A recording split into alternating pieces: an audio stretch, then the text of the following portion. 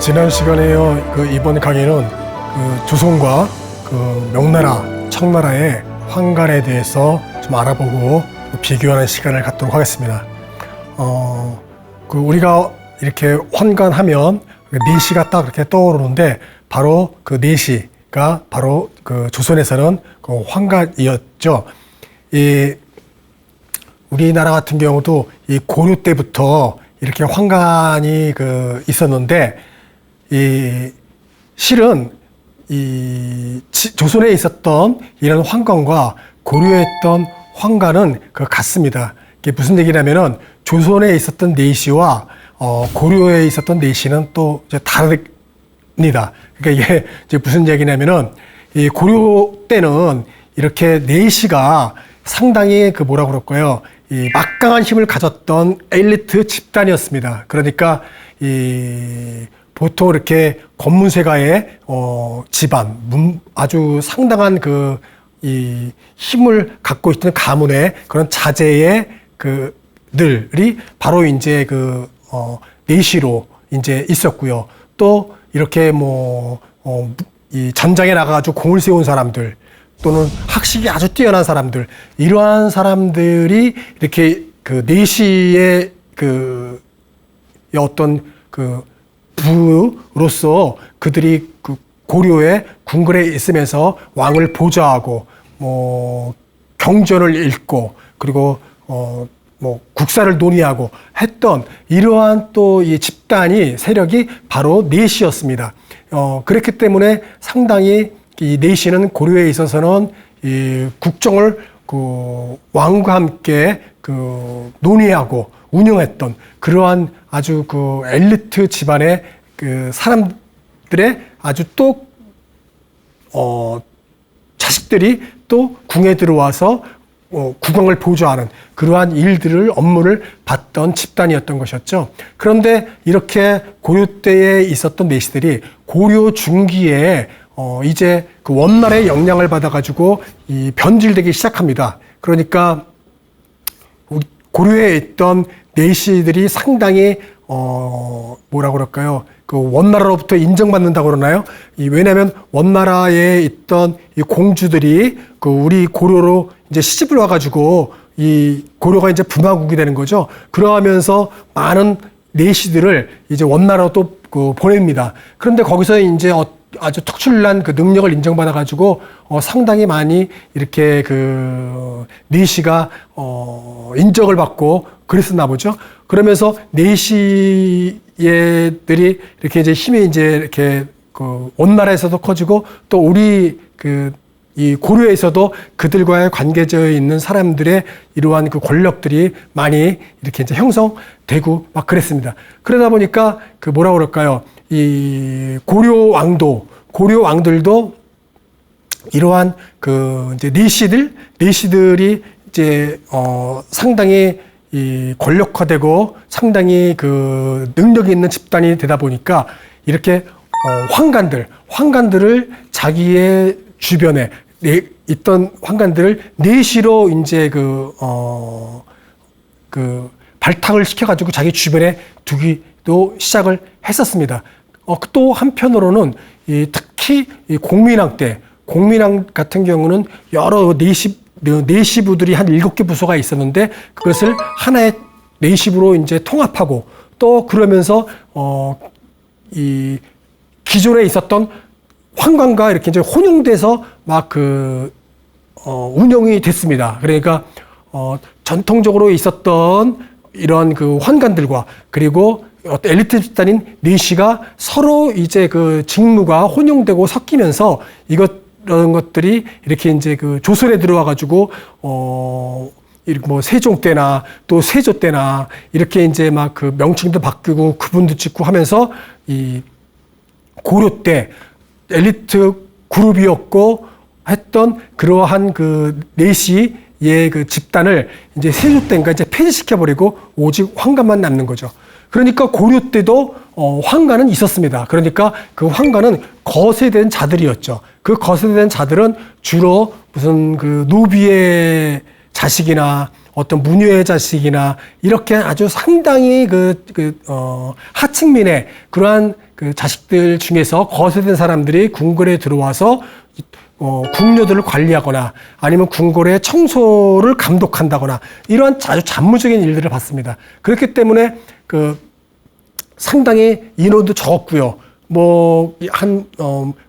그 몇십 명 정도밖에 안 되는 그러한 그 인원을 바로 그 황간의 그 수였습니다. 그런데 나중에 이렇게 내시와 어떤 내시부와 하는 일들이 계속해서 혼용되고 섞이면서 그 거세된 사람들이 이제 신임을 받고 국왕 곁에 있으면서 이 황가 어떤 그 고려 때 황간했던 사람들이 이제 내시부로 들어가고 또 그 내시가 계속해서 여러의 어떤 그런 그 부서들 속에서 이 감독 권한이 많아지면서 이제 내시들이 더욱더 뭐라고 그럴까요? 자기들의 영역을 넓히게 됐고 그들의 궁궐에서 필요하게 되었던 것이죠. 이렇게 돼서 이 고려 때의 엘리트 그룹이었던 집단들이 조선에 와서는 이제는 거세된 사람들로서 이렇게 그 내시가 됐던 것입니다. 그렇게 해서 이 원래에 불렀던 그 어떤 이 이름들은 뭐 환관, 뭐 화자, 뭐 이렇게 그 불려지게 됐던 것이었죠. 그래서 원래 이름은 이렇게 정식 명칭은 황간이라고 불렀습니다. 그리고 조선에서는 이 고려 고민왕 때 만들었던 내시부가 조선에 들어와서부터 계속해서 그 부서가 있게 됐던 것이었죠. 그래서 내시부에 황간들이 근무를 하게 됐던 것입니다. 그래서 그 내시부는 궁궐 밖에 있었고요. 또 궁궐 아래는 그 내반원이라고 그래가지고 내반원에서는 바로 궁궐에서 그 출근해서 거기에서 근무를 해서 각 처소로 들어가서 자기 임무를 보고요. 또 궁궐에서 장본이라고 그래가지고 아주 오랫동안 며칠씩 뭐 7일, 15일씩 그 근무를 하고 또 그 퇴근을 했고요. 막 이렇게 이제 많은 이 업무들이 있었기 때문에 바로 이 황간들이 내시부에 소속돼 있었습니다. 그래서 우리가 조선에 있던 황간들도 우리가 이제 내시라고 부르게 됐던 것이었죠. 자, 이렇게 고려의 내시와 황간은 엄밀히 의미로 하면 내시는 어떤 국왕과 함께 정무를 보는 그러한 그 사람들이었고요.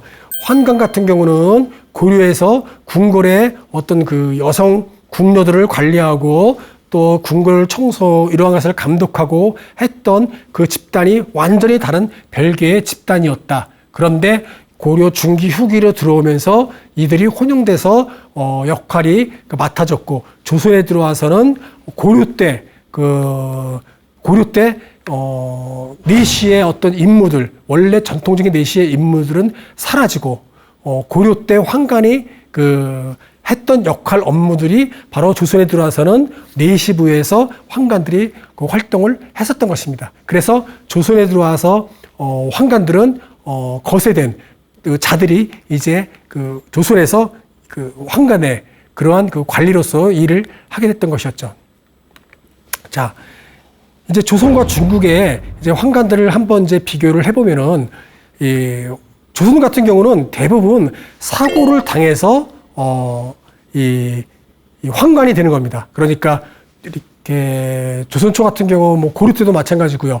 보면은 뭐 개에 이렇게 이제 물려가지고 뭐 고환이나 이런 것들이 물려가지고 남성의 기능을 못했기 때문에 이제 선발돼서 궁궐로 이제 들어갔던 것이죠. 그래서 그렇게 사고를 우연찮게 당해서 들어갔던 것입니다. 하지만 나중에는 이제 뭐 사고가 그렇게 뭐 자주 일어나는 것이 아니었기 때문에 그리고 이 황간을 충족시켜주기 위해서 이제 그 자궁이라고 그래가지고 스스로 일부러 본인이 선택해서 거세하고 그리고 이제 궁에 들어가는 겁니다. 그런 경우 같은 경우는 이제 그 집안이 하도 어렵기 때문에 그 하층민들이 자기의 아들을 이렇게 이제 잘라낸다거나 그리고 뭐 형의 동생을 잘라내거나 그래서 이제 그 황간이 되도록 만들었던 것들이 이렇게 또 기록에 이렇게 심심치 않게 나오고 있습니다. 이 중국 같은 경우는 이제 구형이라고 그래가지고 이제 그 사형의 종류죠.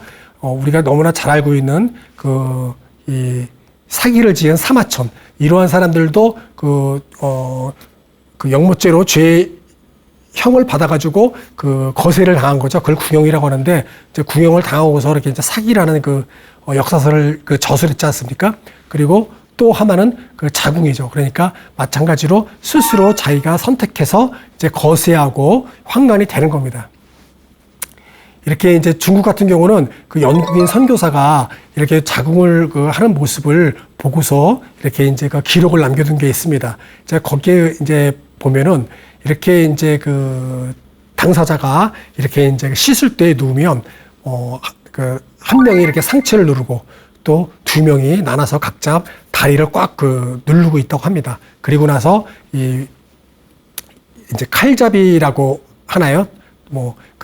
칼잡이가 이렇게 이제 묻는다고 해요. 후회하느냐, 후회하지 않느냐. 그래서 후회하지 않는다 그러면 시술을 곧바로 들어가고, 후회한다 그러면은 바로 여기서 멈추었다고 합니다. 그렇게 해서 이제 시술을 마치고 한 100일 정도 있다가 이제 내보냈다고 해요. 그러면 상당히 이렇게 시술이 상당히 성공적으로 이루어지는 경우가 거의 대다수였다고 합니다. 이렇게 이제 궁형과 자궁을 통해서 환관을 이제 만들었고요. 이래서 그들이 바로 이제 궁궐에 들어가서 이 환관의 역할을 했던 것이었죠. 자, 이거는 이제 우리 태종실록에 나온 기사인데요. 그 당시 명나라 사신이 태종에게 화자 300명, 400명을 요구했던 그 기사가 나와 있습니다. 지위 안남에서 이제 저 말은 누가 하는 거냐면 명나라 사신이 하는 얘기예요. 명나라 사신이 자기의 황제가 했던 말을 이제 점하는 거죠. 지미 안남에서 화자 3,000명을 데려왔으나, 안남이라고 하면 베트남을 말합니다. 그래서 3,000명을 데려왔으나 모두 우매하여 쓸데가 없었다. 없다.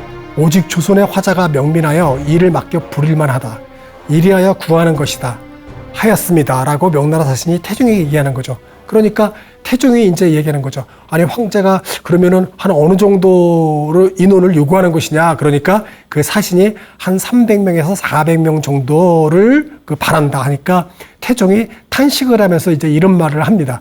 아니, 환관이 어떤 종자가 있어가지고, 막 그들이 나와가지고 막 생겨나는 것도 아니고, 이런데 어디서 이 많은 이 300~400명의 이 화자를 구하겠느냐라고 하는 말이 나오기도 합니다. 화자란 말은 또 이 거세를 하고 끝 마무리를 이렇게 불로 했어가지고 불로 했기 때문에 또 화자라고도 불렀나 봅니다. 이렇게 조선 초에도 환관이 많은 수가 필요했습니다. 왜냐하면 궁에서도 필요했고 또 명예 이렇게 조공으로서 또 이렇게 바쳐야 됐기 때문에 상당히 많은 이러한 이 수요가 있었나 봅니다. 그렇기 때문에 이렇게 전에 얘기했던 것처럼 아버지가 아들을, 그리고 형제가 이러한 일들을 자궁을 스스로 선택해서 이렇게 환관이 되는 일이 이제 종종 있었습니다. 이렇게 해서 이제 거세를 하고서 이제 입궁을 해서 이제 환관의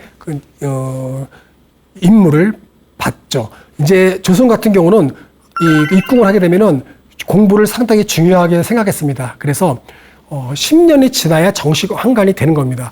그러니까 보통 8살 때 궁궐에 들어와서 이렇게 선배의 환관을 쫓아다니면서 공부를 하고 업무를 익히고 또 그들을 통해 가지고 어떤 자기들이 이 환관의 어떤 생활적인 측면 이러한 것들을 이제 자연스럽게 이제 자기들도 그걸 보고 따라하게 되는 것이죠. 이러한 것들을 아주 중요시 생각했고, 명나라, 청나라 같은 경우는 이 하도 많은 이 환관들이 필요했기 때문에 이 처음에는 이렇게 조선처럼 하다가 나중에는 아예 학교를 세웁니다. 그러니까 명나라 초기에 이 내선왕이라는 학교를 세워서 거기에서 이제 교육을 시켜가지고 거기서 교육을 시키고 그 다음에 궁궐에 들어와서 이제 예비 환관이 되었었다고 해요. 그 예비 환관은 바로 또 궁생활을 하는 것이 아니라 전 현직 황제의 친인척 인가의 가족에게 보내줘서 한 1, 2년 동안을 또 교육을 받고 그 다음에 궁궐에 들어와서 또 이제 교육을 했었다고 합니다. 이렇게 명나라, 청나라도 교육을 이렇게 받았고요. 또 일본 같은 경우는 특이하게 환관이 없습니다. 그러니까 이 동양의 베트남, 이 동남아시아의 여러 나라들, 그리고 서양에도 그리스, 이집트 이런 나라도 환관이 막 그 기원전 1500년 전부터 있었던 것들이 이렇게 기록에 나와 있습니다. 그런데 일본은 또 특이하게 이런 남성 환관에 대한 기록이 없습니다. 이러한 것들은 확실하게 왜 그런지는 모르겠지만 어쨌든 남성이 여성이 돼서 여성적인 역할을 할 수 있도록 하는 이러한 것들이 없었다고 해요. 그리고 대신 여기는 남성 황관이 하는 역할을 여성 관리가 수행을 했었다고 합니다. 그래서 제목도 제가 그래서 이렇게 조선과 명나라, 청나라의 황관 이렇게 이제 썼던 거고요. 이렇게 조선과 이 중국 같은 경우는 그 환관을 입궁을 해서 아주 철저한 교육을 통해서 수련을 하고 그 임무를 주어지게 됐습니다. 이게 환관의 번국 같은 경우는 조선은 종이품 대선, 그러니까 이 궁궐에 들어와서 최고의 품계를 받고 최고의 관직까지 벼슬에 올라갈 수 있는 곳이 바로 종이품입니다. 종이품 상선이라는 직책이에요. 그래서 여기까지 올라가는 거죠. 그러니까 상당히 그래도 높은 관직까지 올라갈 수 있는 거죠. 보통 과거에 급제하면 장원급제하면 종육품이 됐고 그 다음부터는 정칠품, 종칠품 이렇게 갔는데 이렇게 이 환관 같은 경우는 상당히 오랫동안 어쨌든 궁궐에 있어야 되는 것이 전제지만 종이품까지 올라갈 수 있었고 아주 그 대우를 아주 높게까지 해줬던 것이었죠. 그래서 이 번국 같은 경우도 정일품 영의정보다도 더 많이 받았다고 합니다. 그러니까 아주 상당히 대우를 많이 했었던 것이었죠. 일본 같은 경우는 이렇게 상급여관 오토시오리, 그러니까 실질적으로 환관은 아니고요. 상급여관, 그러니까 여자 궁녀를 얘기하는 겁니다. 일본 같은 경우는 5, 6명밖에 안 되는데요. 한 5명, 6명 정도 오토시요리가 있었고 이들은 10만석 다이묘 수준의 대우를 받았다고 해요. 그러니까 다이묘라고 그러면은 그 영주를 얘기하는 건데 대대로 그 주인을 위해서 모셨던 그 영주의 집안을 다이묘라고 하죠. 그러니까 그 10만석 정도의 그런 그 토지에서 나오는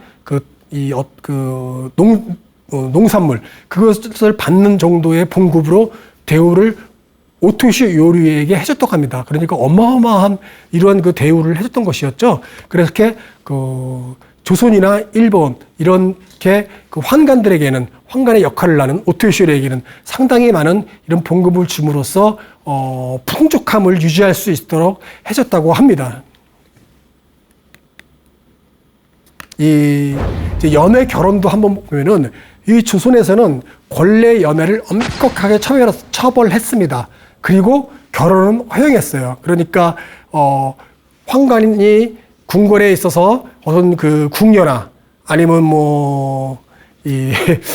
동성애를 했는지 안 했는지는 모르겠지만은 이 기록에 의하면은 환관과 이 궁녀와의 연애는 발각이 돼가지고 이렇게 이제 엄벌하게 이렇게 이제 그 벌을 받고 아주 그 처벌받는 것들이 이제 나와 있지만 환관과 환관끼리 동성애는 제가 보지를 못해가지고 기록들을 잘 모르겠네요. 어쨌든 이 궁궐에 들어와서 이 환관 같은 경우는 연애를 엄격하게 처벌했지만 그럼에도 불구하고 암암리에 몰래 이렇게 연애를 했었다고 해요. 그러니까 이것은 이 본능적인 측면이었기 때문에 이렇게 뭐라고 그럴까요?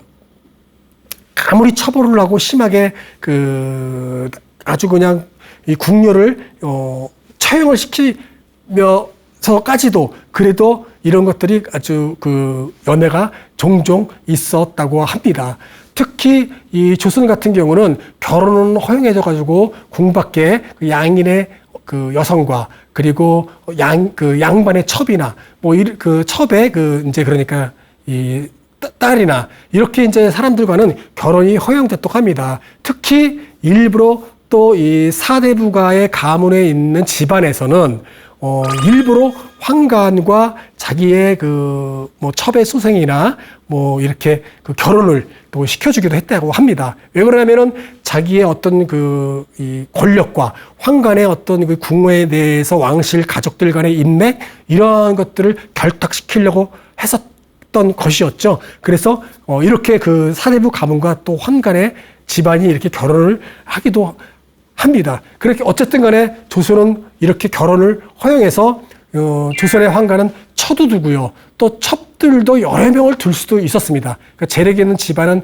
이렇게 첩들도 많이 두고 또 재산을 축적해서 경제적으로 풍요롭게 살기도 했었습니다. 이 명나라 청나라는 연애도 금지하고 결혼도 금지했습니다.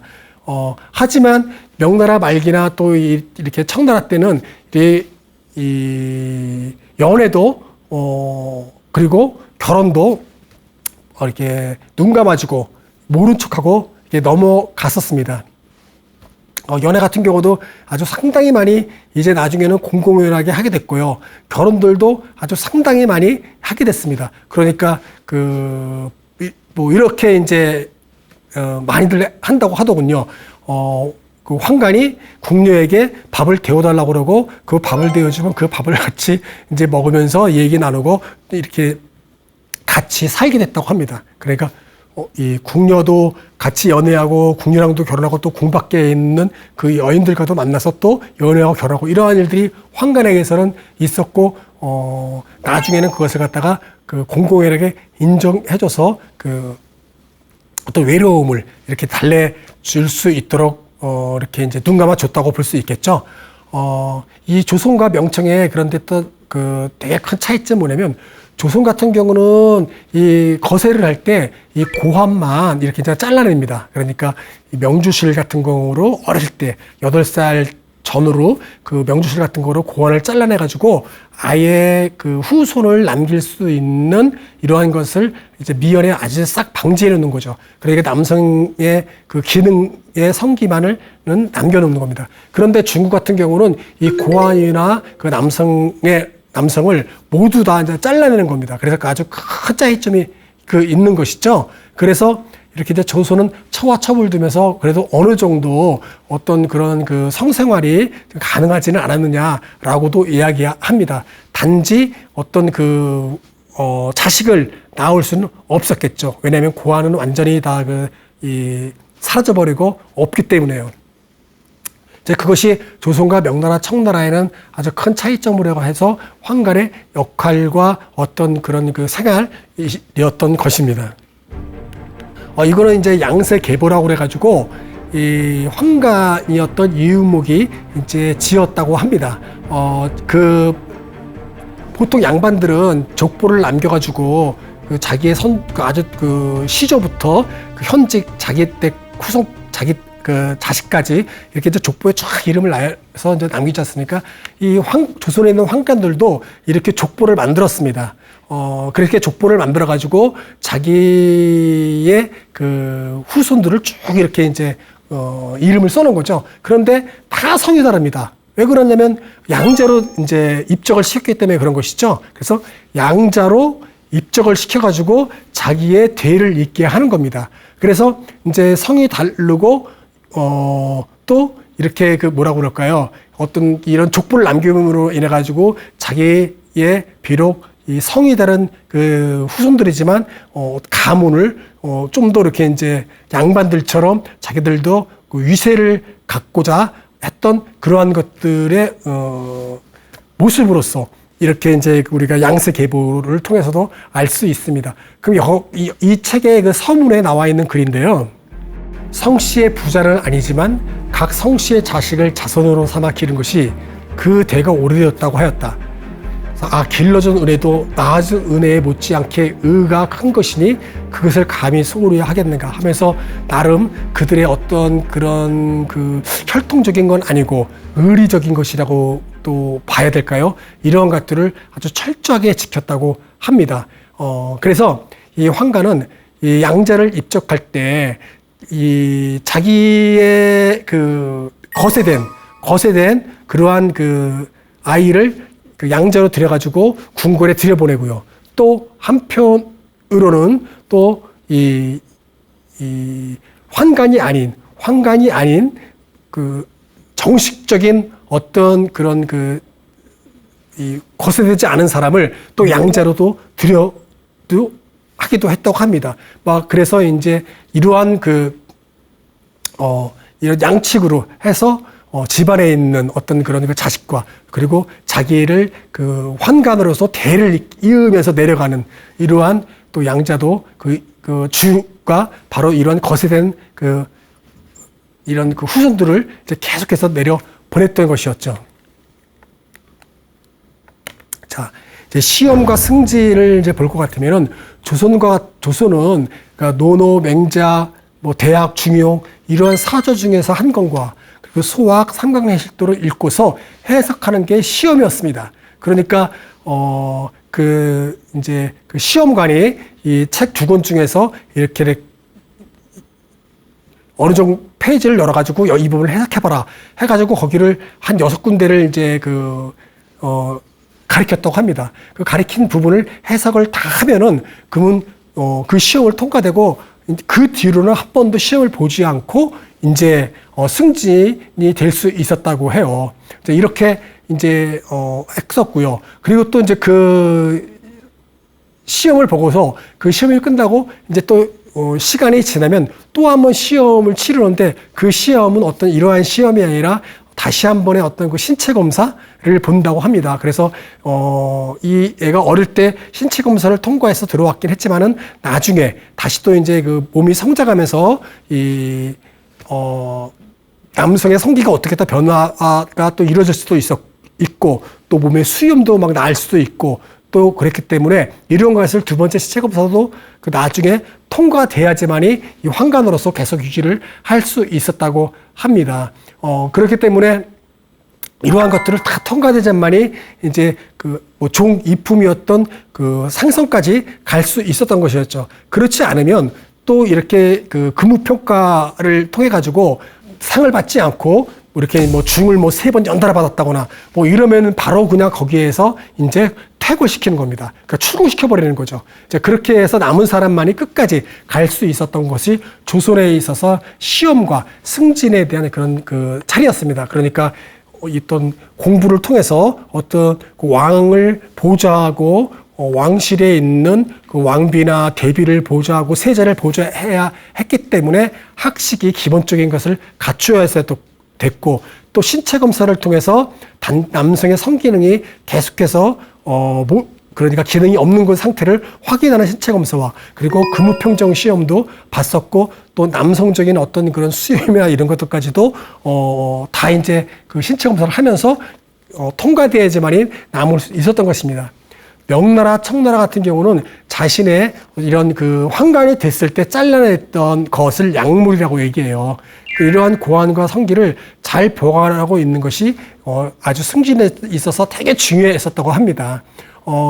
여기서도 승진 시험을 보는데요. 시험을 보고 또 황제의 어떤 그 마음에 들었던 것이 가장 큰 거겠지만 더욱더 중요한 마지막 최종 면접에서 승진을 할 때 이런 자신의 그 약물을 항아리에 담아놓은 것을 잘 그것을 갖고 와야 돼서 그걸 보여줘야 됐다고 합니다. 그래서 나중에는 그것을 잃어버리거나, 처음부터 갖고 있지 못했을 때는 남의 것을 사다가 이것을 이제, 승진 시험을 볼 때 가져왔었다는 이러한 그 이야기가 전해져 내려옵니다. 자, 이 명나라, 청나라 같은 경우 이렇게 이제 그 재산과 권력, 이것은 어마어마했습니다. 그리고 조선도 마찬가지였고요. 이 조선 같은 경우는 이 황관들이 이렇게 나중에 이제 직책이 올라가고 품계도 올라가가지고 이렇게 대전상선 이렇게 이제 왕의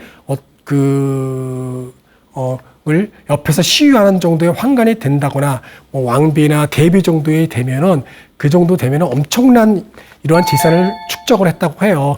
봉급도 엄청나게 많았고 또 뭐라고 그럴까요? 그 봉급 이외에 여러 가지 또 이제 갖다 주는 뇌물도 많았지 않겠습니까? 그렇기 때문에 그러한 것들로 아주 그 재산이 많이 있었고요. 또 명나라, 청나라 황관들은 더욱더 많은 뭐 상상하기 힘들 정도의 재산을 가졌다고 합니다. 특히 뭐 명나라, 청나라 같은 경우는 권력 또한 아주 셌죠. 왜냐하면 명나라 같은 경우는 거의 뭐 환관 정치라고 그래가지고 황제 옆에 있던 환관들이 거의 정치를 좌지우지하기도 했었다고 합니다. 이 조선에 있었던 이런 사례로 하나 들면은 남양주에 보면은 종합 영화 촬영장이 있습니다. 세트장이 있는데 많은 분들이 아마 거기 가서 보셨을 겁니다. 그러면 사극을 주로 찍는 곳이니까 촬영장에 보면은 이 집들이 아주 으리으리한 집들이 많이 있습니다.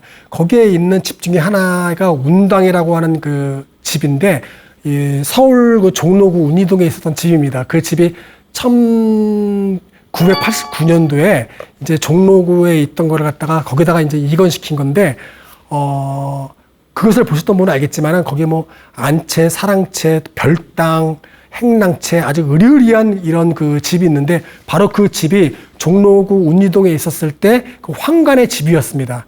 그 황관의 집이었고, 순조 때 제목을 하사받아가지고 황관이 그렇게 종로에, 운이동에 으리으리한 집을 지을 수 있었다는 것은, 이 황관이 엄청난 재산을 가지고 있었던 것이었죠. 바로 집이 이제 남양주에 이제 양평에 있는 그런 촬영장으로 이제 이건이 됐던 것이었죠. 그런 것을 봐가지고도, 황관들이 아주 엄청난 이러한 재력가였었다는 것을 우리가 한 사례로도 우리가 볼 수 있습니다. 이 명나라, 청나라 같은 경우에는 아주 상당히 뭐라 그럴까요? 궁궐도 크고 또 이 땅도 크니까 이 토목권 축이 얼마나 많았겠습니까? 거기에 대해서 황관들이 개입을 해가지고 있었기 때문에 그것을 통해서도 엄청난 많은 재산을 축적했다고 합니다. 이 명나라 황관 중에서는 위충현이라는 사람이 상당히 유명한 나쁜 황관으로 유명한데요. 이 위충현 같은 경우는 자기가 이제 황관으로 있으면서 이 궁녀와 연애를 했었는데, 그 궁녀 중에서 한 궁녀가 바로 이 많은 왕자들, 왕자가 아니라 이제 황태자겠죠. 그 황태자 중에서 한 명을 이제 유모였습니다. 유모였는데 유모랑 같이 아주 은밀하게 연애를 계속 해왔다고 해요. 그런데 유모였었는데 자기가 수유를 했던 그 사람이 황제가 됐습니다. 그 사람이 3대 희종인가요? 그런데 황제가 됐어요. 황제가 되니까 이 위충현은 아주 그냥 어마어마한 백을 갖게 된 거죠. 왜냐면 유모는 봉성 부인이 돼가지고 아주 엄청난 이 황제의 유모였기 때문에 엄청난 이러한 힘을 갖게 됐었죠. 그래서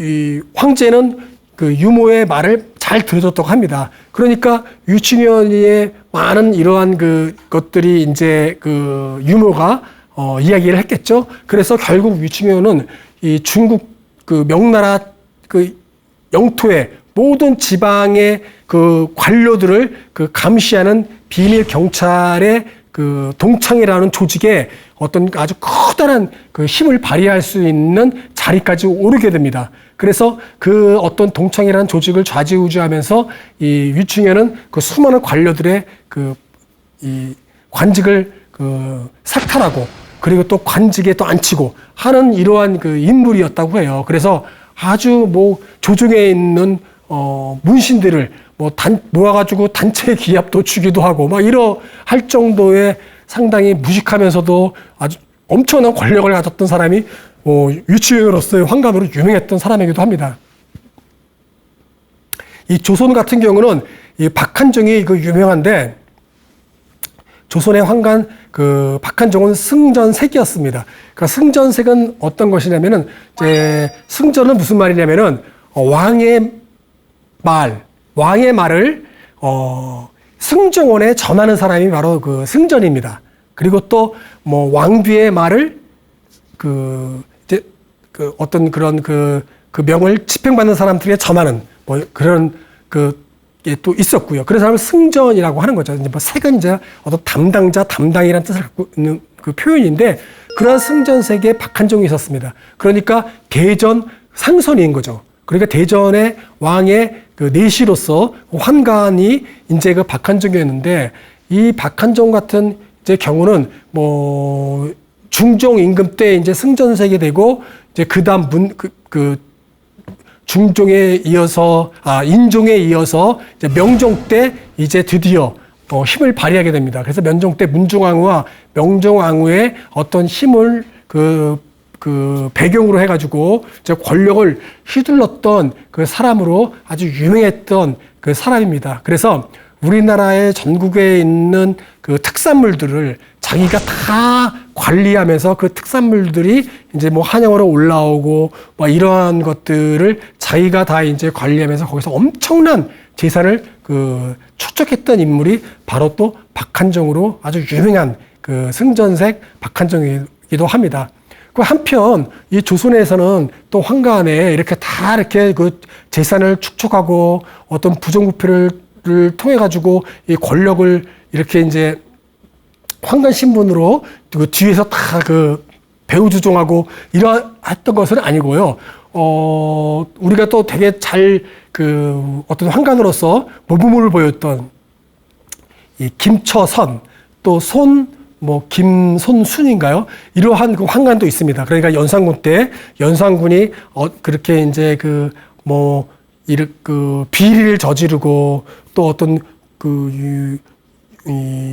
윤리적인 측면에서 자기 대비에 대들고 많은 그 여인들을 갖다가 이제 자기의 주변에 두고 이러한 것을 보면서 참지 못한 이 김처선이 이제 지금까지 제가 많은 이런 그런 군주들을 모셔왔지만 당신과 군주는 처음이다. 이러시면 안 된다. 그러면서 함부로 말을 하면서 아주 그냥 극렬하게 비판을 하죠. 대면에서. 그래서 결국 김처선은 연산군의 칼에 의해서 그리고 화살로 쏘아서 죽임을 맞이했던 환관이기도 하죠. 또 손수선도 마찬가지로 연산군 때 그렇게 비판적인 이야기를 해서 결국은 연산군의 죽임을 당했던 또 환관이기도 합니다. 이러한 환관들이 또 조선에도 있었고요. 하지만 많은 또 환관들이 한편으로는 사대문 가문과 또 결탁이 돼가지고 이런 붕당에 어떤 나뉘어져 가지고 이런 영역을 갖고서 그들의 정치적인 활동들을 했었던 그런 사람들이 또 환관의 어떤 그런 사람들이기도 했습니다. 자, 이렇게 환관들은 이 궁궐에서 연애 그리고 이 권력, 재산 이런 거를 축적도 하고 이렇게 했지만은 이제 말년에서는 이렇게 이제 퇴직을 하게 됩니다. 이제 출궁을 하게 되는 것이죠. 이제 조선과 같은 경우는 환관이 이렇게 8살 때 들어와 가지고 몇 살 때 정년 퇴직하는 것이 아니라